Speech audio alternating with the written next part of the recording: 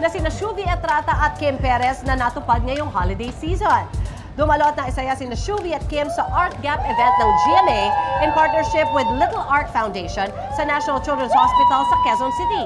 Game na nag-participate ang mga bata. Nag-paint at nag-drawing sila ng iba't ibang characters. Present din doon si GMA Network Vice President for Corporate Affairs and Communications Angel Javier Cruz at Butch Bustamante na founder ng Little Art Foundation. Ang Art Gap ay 23 years nang ginagawa ng GMA na layong maging platform para ipakita ang creativity ng mga kapuso at maibahagi rin ito sa mga komunidad. Kaya po kami tinawag na Kapuso ay gusto namin, ito ang ginagawa namin, nagsishare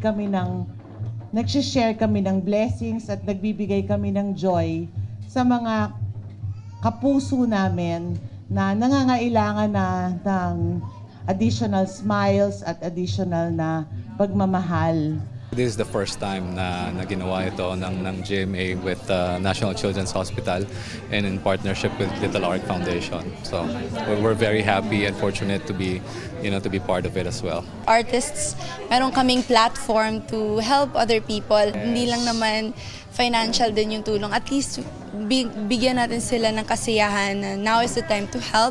Makisa kayo sa aming foundation na kagaya nitong Little Art yan, para matulungan nating mga bata na matapos nila yung medication. Gusto mo bang mauna sa mga balita? Mag-subscribe na sa GMA Integrated News sa YouTube at tumutok sa unang balita.